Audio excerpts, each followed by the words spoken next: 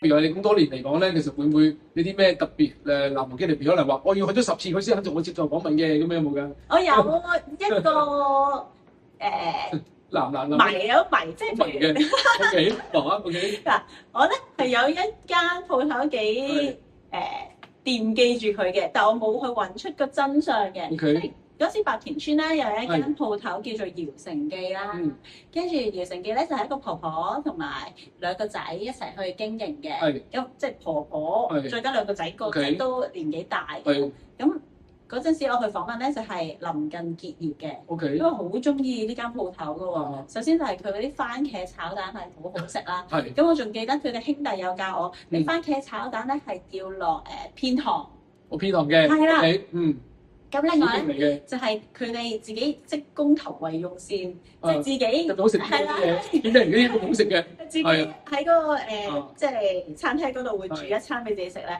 咁佢哋係有去街市買啲細細嘅蝦啊、細細嘅蜆啊，跟住有啲中芹啊，即係整個海鮮湯，我覺得好正。哇！咁你聽到都好味。係啊，後尾有即係專登走去食嘅時候問佢哋可唔可以整翻即公投為用膳嗰啲菜俾我食啊？跟住又去食咯。咁即係已經結束咗好耐咯。咁我成日都有記起呢間鋪頭，同埋我都有儲低佢鋪頭一啲嘢嘅。咁係儲低個水牌啦。OK。我陣間再講我儲低啲嘢。好啊。有儲低個水牌，咁上面有啲好靚嘅字，寫住到底有啲咩餐幾多錢嘅。咁即係已經過咗一段日子啦。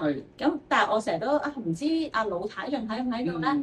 即係唔知兩兄弟佢哋而家點樣咧？我好多時都係即係訪問完之後，因為我都訪問咗太多對象啦，都唔可以每一個去 follow up 之後係點。冇錯。咁就計翻啲日子，其實都好大年紀咯喎，唔知佢哋係點，即係或者我曾經訪問過一個人佢後尾嘅故事係點，我都冇去追蹤咯。咁就成為咗我內心咧，有時會記起。不過係咯，又使唔使走去追蹤咧？我都好似一個謎咁樣對你講。呢啲緣分到咗，可能又要再去揾下佢咯。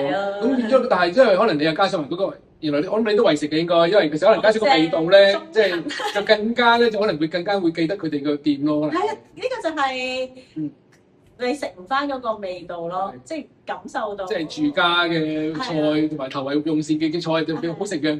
你結束咗嗰個餐廳，你就冇咗個味道，跟住你就食唔翻咯。係真係呢個，我原來有個呢個都幾得意喎，呢個我都有。段時間咧都即係訪問一啲結束嘅鋪頭咧，咁我都會都覺得所有嘢都好珍貴啊，跟住儲下，即係譬如儲下茶餐廳嗰啲咖啡杯啊，跟住儲水牌啊，儲台啊，儲卡位啊，儲燈啊，儲都有嘅。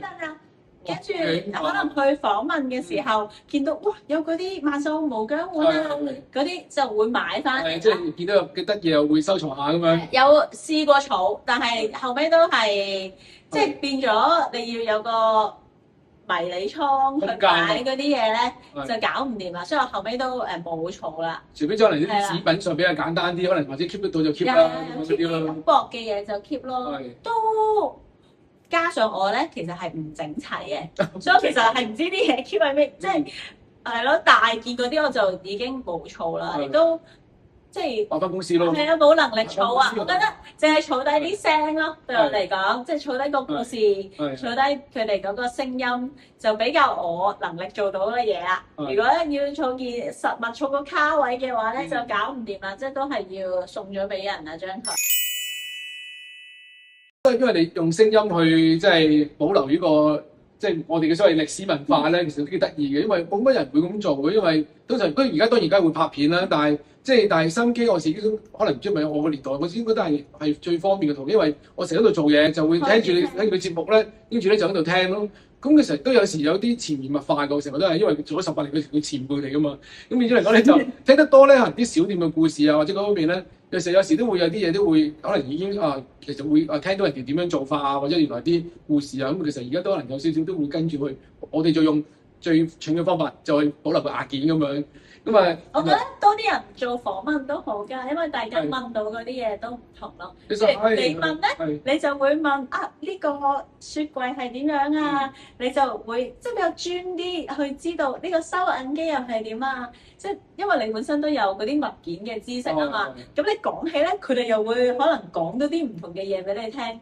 其實係嘅，個個人問嘅問題唔同，咁你就可以勾起老細佢講一啲故事啦。咁加埋可能老細係同你夾啲，同我冇咁夾咁樣，你又可以問到多啲嘢。所以係咯，大家有係啦唔同嘅方法去記低一啲嘢，鼓勵你去記錄多啲咯。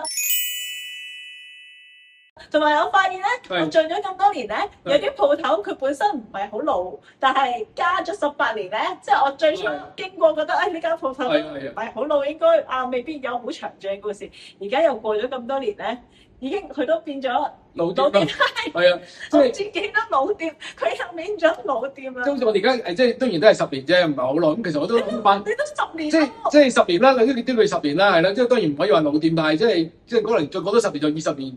咁又因為而家個時代唔同舊時，因為你唔係話可以一做半個世紀、50年，而家係唔容易嘅，即係10年都好勁啊！即係捱得到10年，其實都即係我成日都講話，仲見到我哋咪笑開心咯，即係唯有咁講啦。咁事實亦都係因為如果冇咁上下，即係呢個中意嗰樣嘢，其實好難嘅，係啦。所以你嗰啲嘢全部又加咗10年咯，轉頭就加咗20年。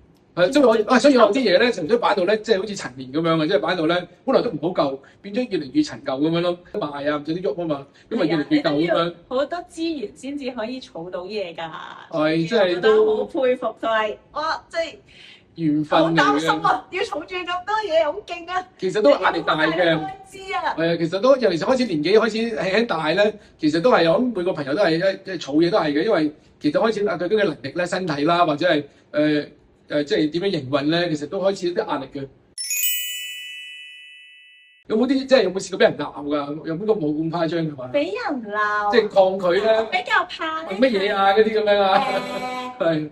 其實你唔做訪問冇所謂嘅，咁我咪走咯。係啊，即係我覺得冇嘢嘅。咁有啲又內斂啲啦，有啲又低調啲啦，有啲可能咁啱嗰刻好忙咁樣，等下面就你即係絕對冇問題。即係有人可能同我講嘢，或者人突然間話要問我嘢，我唔得閒咁樣唔理佢冇問題。反而係我比較唔中意佢應承咗，但係咧佢又好唔想講啊！咁我就覺得你應該唔好應承我啦。